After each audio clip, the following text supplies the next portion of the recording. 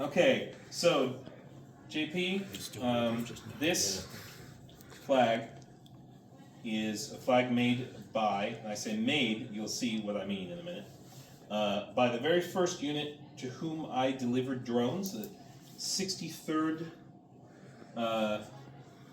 Brigade. Or is that the wrong way around?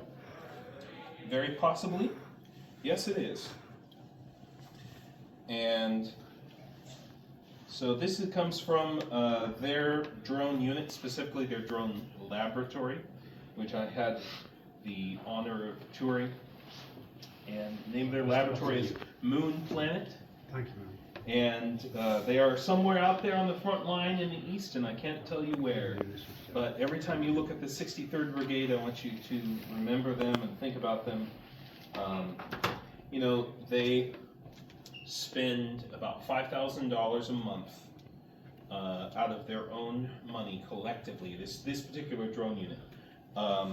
Because all the drones that they get from like donations from volunteers or whatever, they all have to be altered in some way.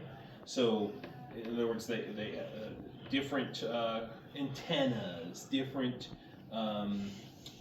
video cards, that sort of thing. Just because it's a constant cat and mouse game with the Russian electronic warfare, and so they always need help. They always need support. So yeah, it's that's amazing. The artwork is awesome. Is that? It's drawn by hand with Sharpies, with a Sharpie, and the guy who did it, he's actually a tattoo artist, I believe. Awesome. And this is the symbol of their unit there. And, that's amazing. Just thank you so much, James. This is awesome. Yeah, man. All Let's right. get out. Cheers, dude. Yeah. So Thank you. display it with pride. Woo! Move over books in my office. These books are for losers. Yeah. You can I've got a flag. maybe keep Immanuel Kant. But Yeah. The rest of them. What do you call me? What? What did you say? Thank you, James.